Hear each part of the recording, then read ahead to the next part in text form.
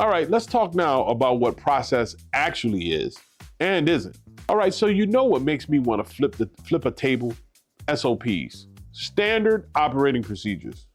Now hold on, before you think I'm anti-systems or anti-documentation, that's not what I'm saying.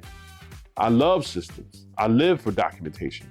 What I can't stand are SOPs that don't actually do anything. And I'm going to show you the graveyard of useless SOPs that are plaguing service businesses everywhere. Welcome to what I call the SOP graveyard. These are real process documents I've seen from real service businesses. Names change, but the problems, they're universal. Here's one: client onboarding process. Step 1, greet the client warmly. Step 2, gather information. Step 3, explain your services. Step 4, answer questions. Step 5, complete paperwork.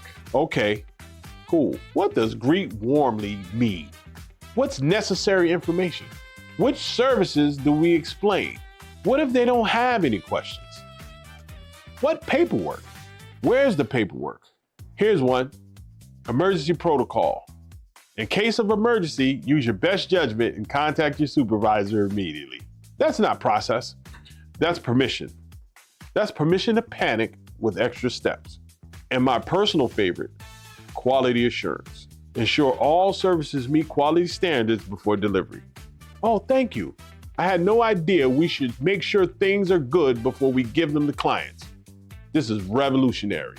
Here's the problem. Most SOPs are either too vague or too detailed. Too vague, use best judgment. Great. What is best judgment? What criteria? What boundaries? What decision points? Too detailed. 17 steps for making a phone call, including which button to press, how many rings to wait, what tone of voice to use, where to document the call in 3 separate systems.